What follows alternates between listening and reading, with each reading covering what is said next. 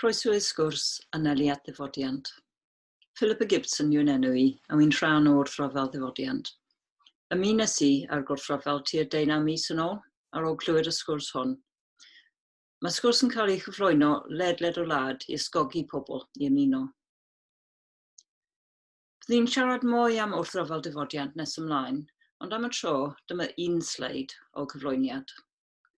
Ni'n fudiad protest gweithredu uniongyrchol a ni'n hollol ddidrais. Dyn ni'n ddynasyddion cyffredin sy'n chwilio am ateb I argyfwng y hinsawdd a'r argyfwng ecolegol. Ni wedi gweld fydd gweithredu gan unigolion ddim yn mynd I fod yn ddigonol I fynd i'r afal ar argyfwngau hyn. Felly mae rhaid I ni wthio yn llywodraethau, yma gatre ac yn rhyngwladol I cymryd camau pendant ar yn rhan. Rhaid iddyn nhw yn cefnogi a'n amddiffyn ni. Mae problemau mwyaf difrifol y byd yn cysylltiedig â'i gilydd. Wrth raidd y cyfan, mae grym. Mae grym ariannol a llywodraethol wedi crynhoi I nwylo lleiafrif bach iawn o ddynoliaeth. Arweinwyr gwleidyddol, corfforaethau byd-eang, sefydliadau ariannol, y mega gyfoethog ac yn y blaen.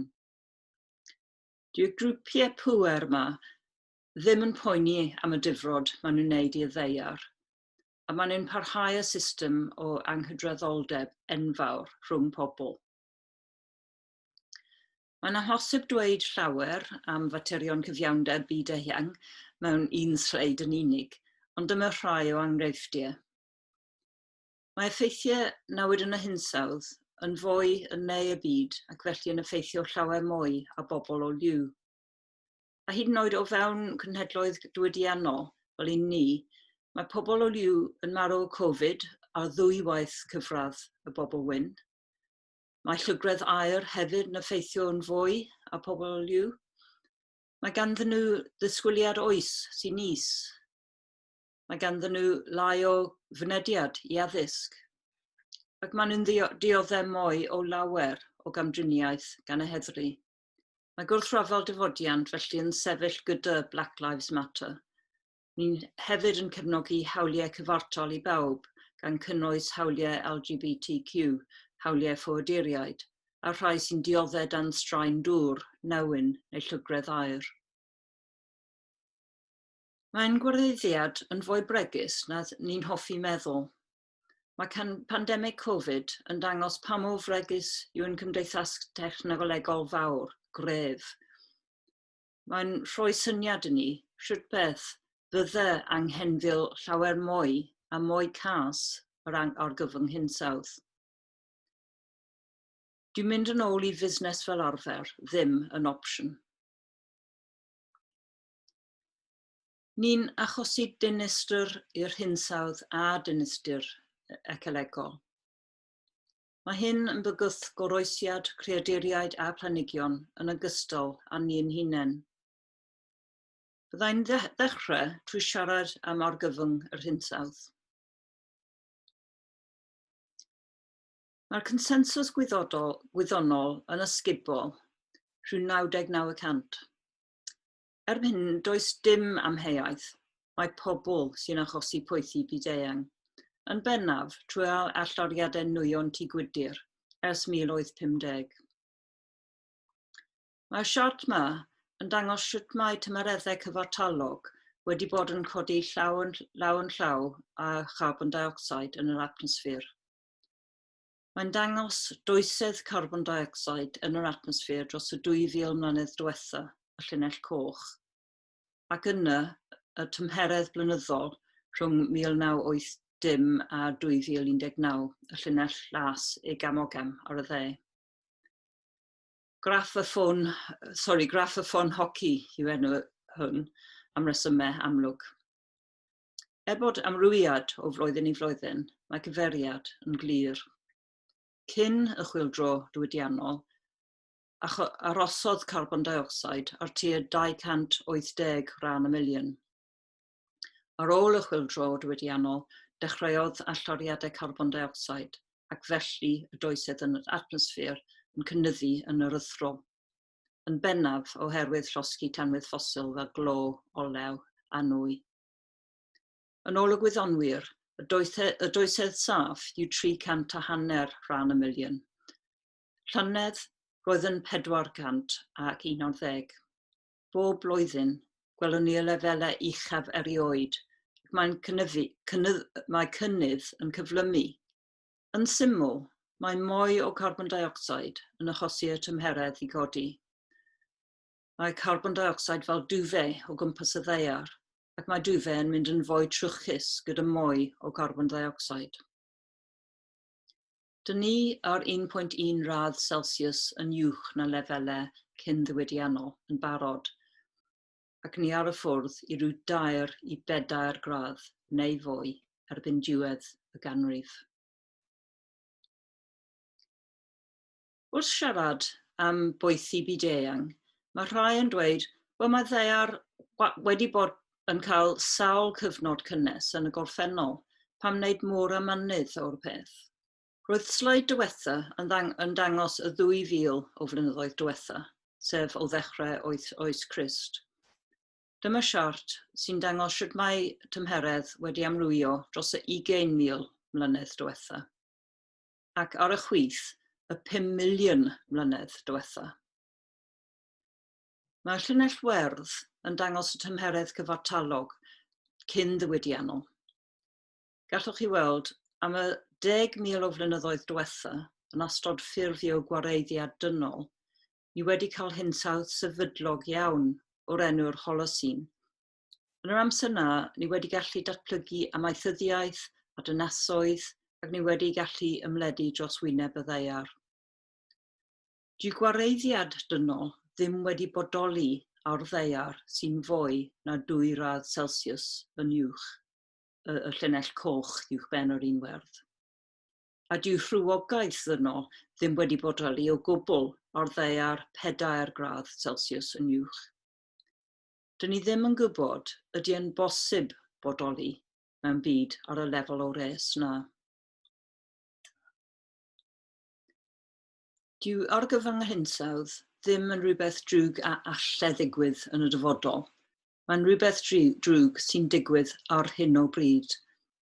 Dyn ni'n gweld 4 effaith fawr yn barod a ninnau dim ond 1.1 radd Celsius o cynhesu uwch law lefelau cyn ddiwydiannol. Un effaith yw sychder. Ni'n clywed am hyn yn Affrica, Australia, India a rhannau o Unol Daleithiau fel California. Stormydd wedyn. Ar un pryd â sychder, mae gormod o ddŵr yn broblem i lawer yn barod. Pan ni'n rhoi mwy o wres, sef fath o egni i mewn i system, mae'n mynd yn fwy egnïol. Mae hynny yn wir am tanau gwyllt ac mae'n wir am stormydd hefyd. Felly, ni wedi gweld corwyntoedd mwy a mwy dinistriol a mwy aml. Tanau digynsail. Mae tanau ledled y byd yn cynyddu o ran nifer, hyd a maint. Siberia, yr Amazon, California, Australia. Daeth tanau Australia yn mis Tachwedd llynedd dinistrio tua 17 miliwn hectar, ardal sy'n bron yr un faint â Ffrainc. Ac mae'n debyg bod biliwn o anifeiliaid, adar ac ymlusgiaid wedi llosgi i farwolaeth. A'r 4 effaith ni'n gallu gweld yn barod yw cynnydd yn lefel y môr. Mae rhawlifoedd a iâ sy'n toddi yn achosi lefel y môr codi, ac mae digwyddiadau eithafol arfodurol yn mynd yn fwy difrifol. Mae lefel y môr yn codi yn gyflymach trwy'r amser, ac mae'n ddigynsail dros y ganrif diwetha. Mae'r amcangyfrifon gweitha yn dweud gall y môr codi gan 2 fetr erbyn diwedd y ganrif. Mae Cyngor Gwynedd wedi datgan na fydden nhw'n gallu amddiffyn pentref Fairborn rhag y môr, ac felly bydden nhw'n cau a gwastadu pentref erbyn 2050. A rhaid ni cofio bod 20 i 40% o boblogaeth ddynol yn byw mewn rhanbarthau sy'n profi cynhesu o fwy na 15 Celsius yn barod. Dyn ni wedi siarad am sut mae pethau ar hyn y bryd, ond nawr mae angen i ni edrych i'r dyfodol. Dyn ni ar 1.1 gradd Celsius yn uwch na lefelau cyn-ddiwydiannol yn barod, ac yn anelu at 2 gradd Celsius gyda'r polisïau cyfredol. O ystyried methiannau hanesyddol i ffrwyno alldariadau, gall ni fod yn anelu at 4 i 5 gradd Celsius erbyn diwedd y ganrif, a bydda hynny yn hollol drychinebus. Beth fydd yn digwydd wrth i'r poethi parhau? Mae'r opsiynau wedi cyfyngu erbyn hyn i ddewis rhwng trychineb heb i ail a trychineb llai drwg. Mae'n anodd meddwl am hyn, ond mae rhaid i ni wynebu y gwir. Mae newydni yn cynyddu yn y byd ar ôl bod yn lleihau am nifer o flynyddoedd. Does dim digon i fita gan fwy na 820 miliwn o bobl. Mae llawer o ddigwyddiadau tywydd eithafol, fel tonau gres, glawiad trwm a llifogydd arfodurol, ac maen nhw'n debygol iawn o fynd yn fwy eithafol o ran amlder a dwyster. Bydd mwy o ardaloedd yn profi prinder dŵr difrifol, oherwydd sychder a toddi rhawlifoedd. Erbyn 2025, sef ymhen 5 mlynedd, maen nhw'n rhagweld bydd 4 biliwn o bobl yn byw mewn ardaloedd gyda prinder dŵr. Mae anhrefn hinsawdd ar y trywydd iawn i achosi dadleoliad torfol o rywle rhwng 200 miliwn ac 1 biliwn o bobl erbyn 2050. Dyna'r symudiad mwyaf o bell ffwrdd o bobl yn hanes y ddynoliaeth. Os bydd tymereddau byd-eang yn cyrraedd 2 gradd Celsius yn uwch, fel sy'n cael ei ragweld erbyn diwedd y ganrif, bydd tua 1 rhan o 2 o boblogaeth y byd yn byw mewn gwres eithafol. Mae cynhesu hyn yn ddigon difrifol, ond mae risg wirioneddol y bydd hyd yn oed yn wath o ganlyniad i ddoleni adbwrdd a phwyntiau tipio. Mae sawl un yn bosib, ac un enghraifft ni'n gweld yn barod yw y iâ yn y pegynau yn toddi. Felly mae gwynder y iâ yn troi yn fôr tywyll, a mae hynny yn signo mwy o res na'r gwynder, ac felly mae cynhesu yn fwy, toddi y iâ yn gyflymu, a gwynder yn diflannu yn gynt mewn cylch cythreilig. I grynhoi, hira yn y byd byddwn ni'n ei adael, mwy o anodd bydd yn mynd. Mae angen i ni cymryd camau llym i leihau allariadau nawr mwyn ysgoi gorfod cymryd mwy byth o fesurau llym nes ymlaen. Mae Covid wedi dangos i ni sut mae mesurau llym yn gallu ymharu ar fywyd. Dyn ni ddim eisiau gorfod diffodd yr economi yn sydyn mwyn gallu goroesi. Mwy o buan byddwn ni'n gweithredu y lleia pwynus fydd hi.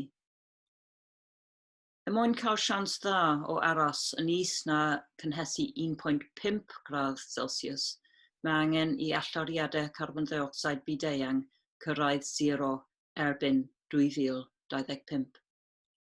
Se ni wedi dechrau lleihau allariadau o flwyddyn 2000, sef 10 mlynedd ar ôl i'r byd wybod yn sicr bod rhaid wneud, wedyn, bydde wedi bod yn cymharol hawdd wneud y gostyngiadau o rhyw 4% y flwyddyn i gyfyngu y poethi i 15 gradd.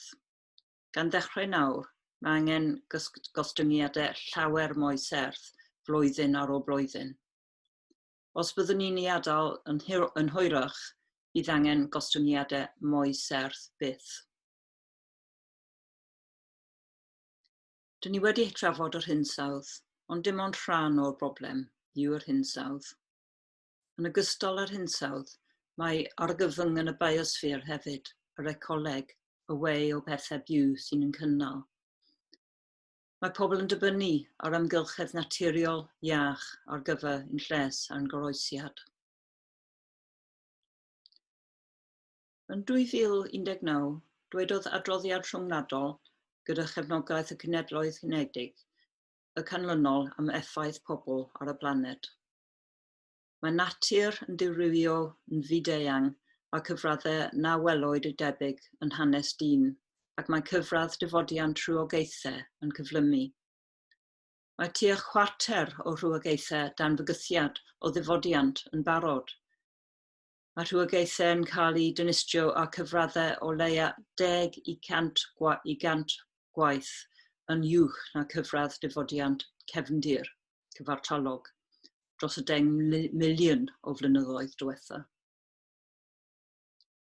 Mae pobl yn effeithio ar 3/4 y tir, 2 ran o dair o cefnforoedd a 3/4 o dŵr croyw, gan beidio gadael digon o le i fodau eraill. Mae 85% o lipteroedd wedi dynistrio.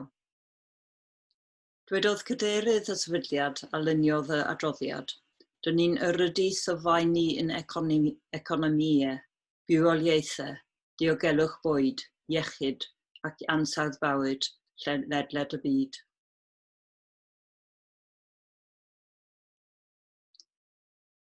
Mae Ddifodiant torfol o rywogaethau wedi dechrau yn barod.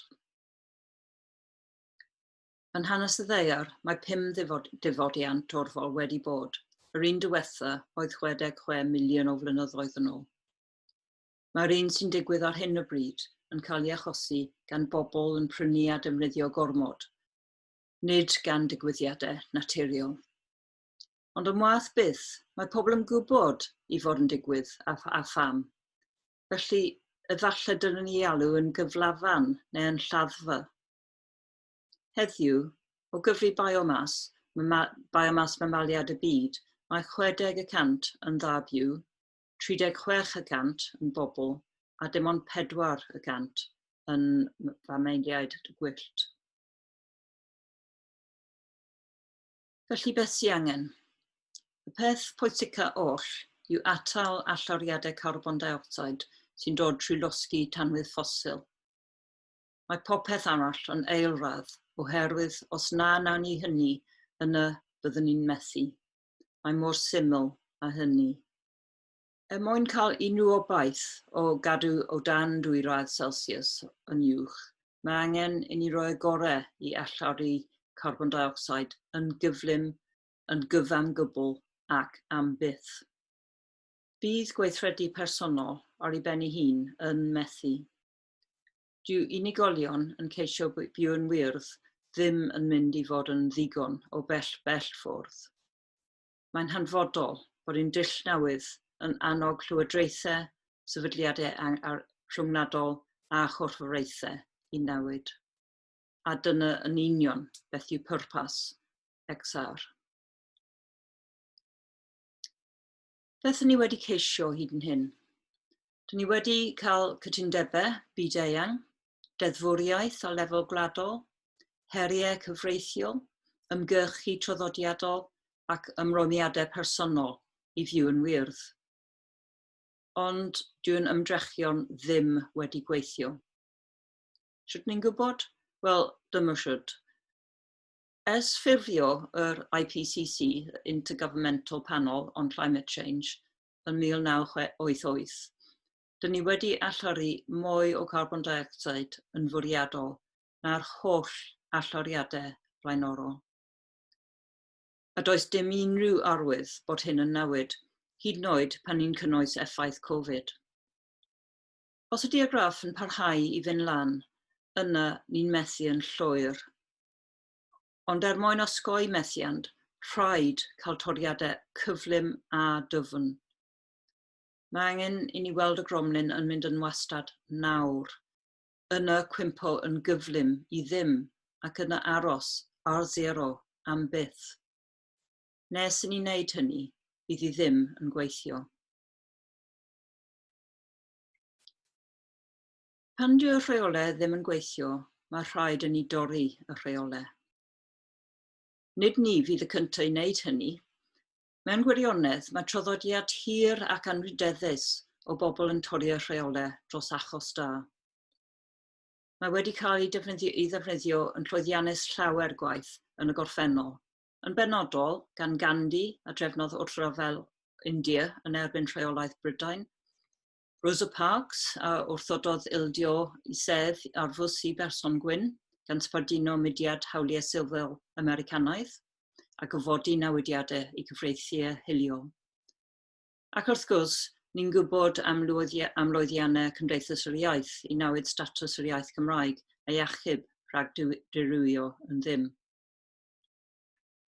Mae pobl hyn a'r miliynau oeddwn I cefnogi yn cael ei ystyried yn arwyr nawr, ond ar y pryd ro'n nhw'n cael ei difrio fel troseddwyr am dori'r gyfraith.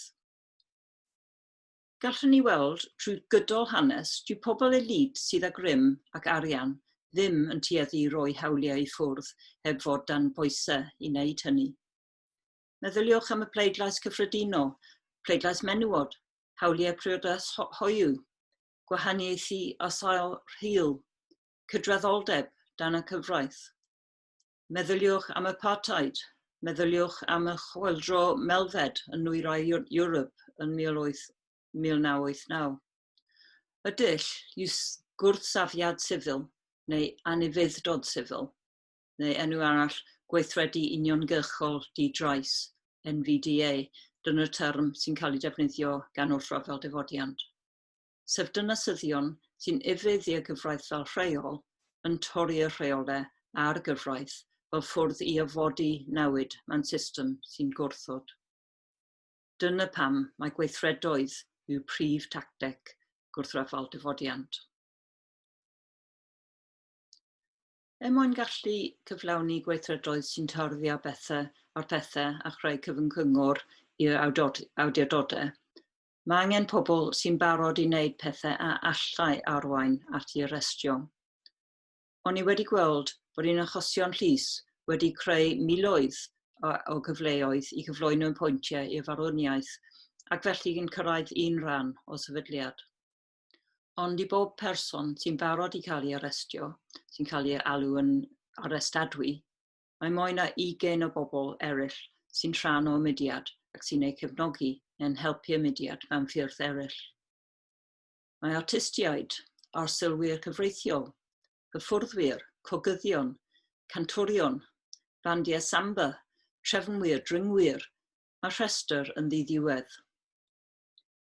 Dyw ymuno â gwrthryfel Ddifodiant ddim yn golygu fod yn rhaid I chi cael eich arestio. Mae cymaint o ffyrdd gallwch chi helpu. A dyn ni wir eich angen chi. Sdim ots os oes awr yr wythnos gyda chi neu os gallwch chi wirfoddoli yn llawn amser. Hoffwn ni dynnu eich sylw yn benodol at rai o'n prif tasgau, sef yneliad cael mwy o bobl I ymuno.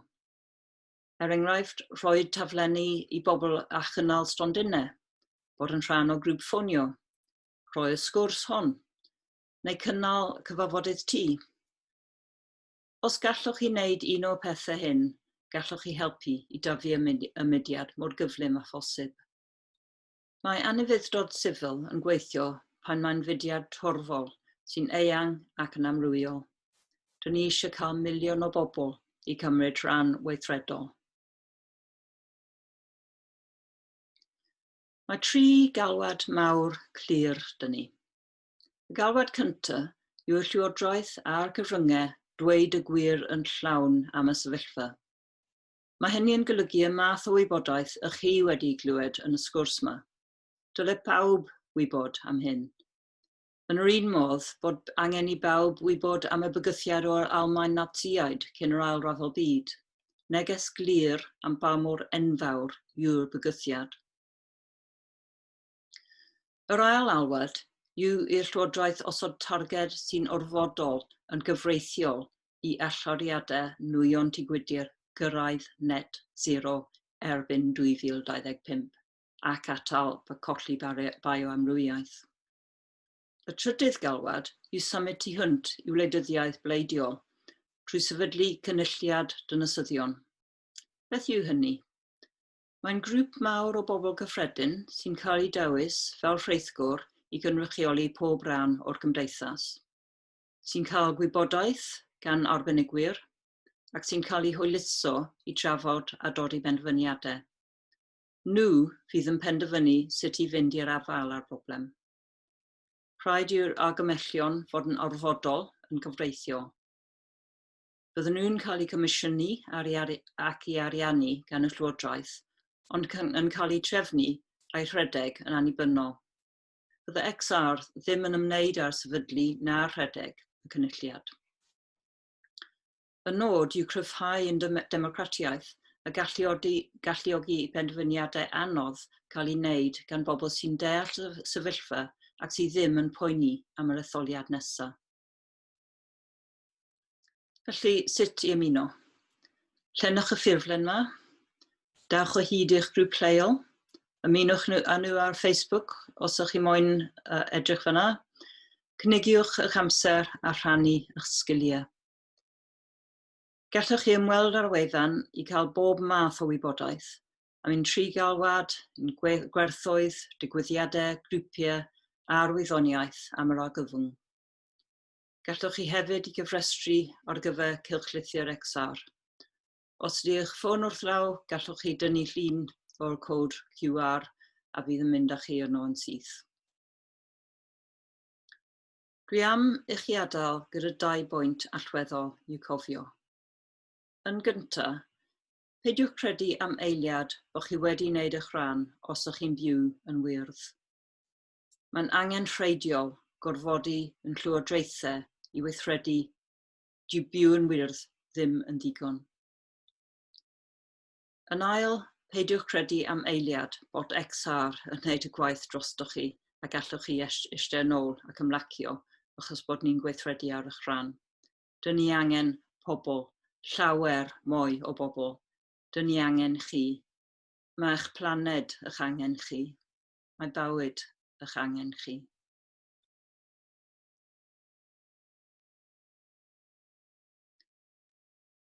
Dyn ni'n paratoi nawr at wrthryfel y Hydref ar diwedd y mis yma a dechrau mis Medi. Bydd yn cynnwys gweithredoedd digidol o gartre a gweithredoedd corfforol o'r un ardal lleol ac yng Nghaerdydd a Manceinion a Llundain. Ni angen mwy o bobl. Dewch i gymryd rhan. Diolch yn fawr iawn i chi am wrando.